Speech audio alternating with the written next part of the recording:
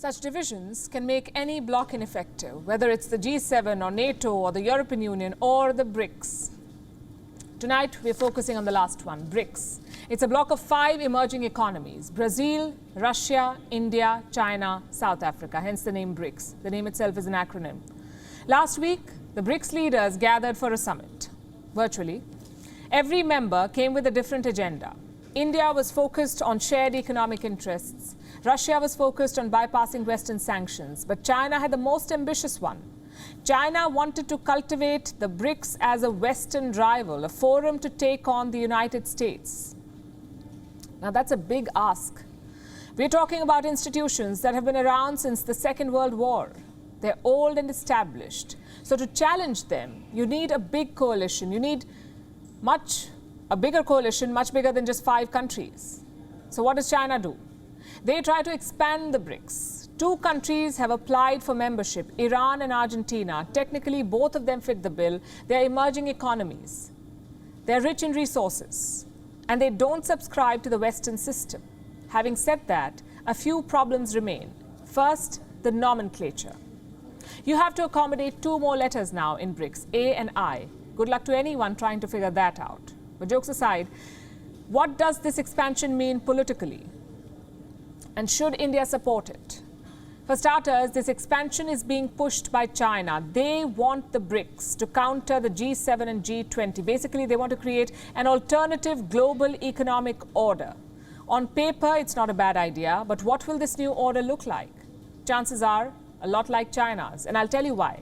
Put together, the BRICS GDP is almost $27.5 trillion, 27.5 trillion. Guess how much China contributes? Almost 70%. 70% of the BRICS GDP belongs to China. Compare that to the rest. India makes up 13%. Russia and Brazil contribute 7% each. Do you see the problem here? China already has a lot of clout within the BRICS, and this expansion is only going to increase that. Iran has signed a 25-year cooperation deal with China. Argentina is part of the Belt and Road Initiative. Both countries are betting big on Beijing. And it will not stop at 2.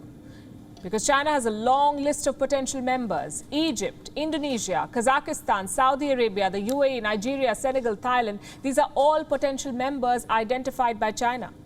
Some of them are key allies of the United States, and that's precisely why China wants them. They want to use the BRICS to draw these countries away from the West. I'm talking about Saudi Arabia, the UAE, Egypt. These are all important Western allies. So China's intentions are evident. Their plans are pretty transparent. The question is, how should India respond?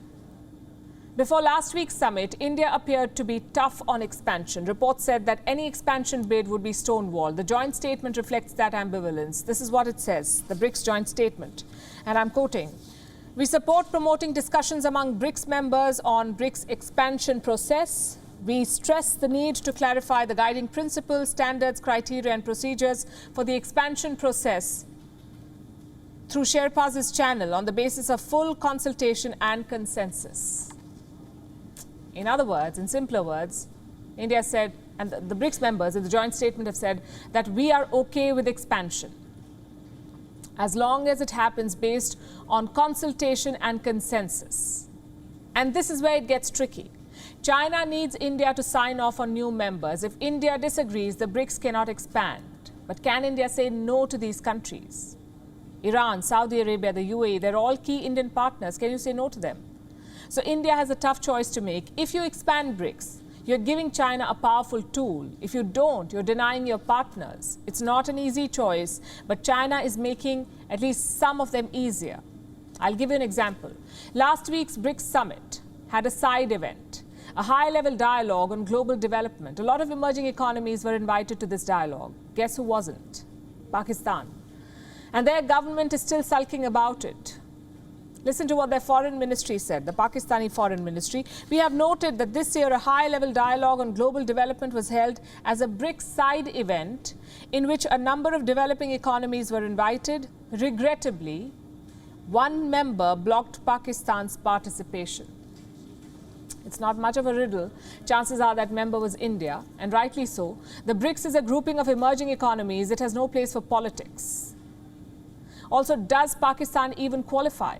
Surely 22 loans from the IMF should be enough to count them out. All these considerations will shape India's approach to expanding the BRICS. It is important to not forget its founding principles: economic reforms, greater representation in the global financial institutions, a diverse monetary system, reforms to the United Nations Security Council. These were the big goals set by the BRICS. So challenging the Western order was the idea. But not through a Cold War or by cultivating bloc politics, and certainly not by replacing the existing system with a Chinese one.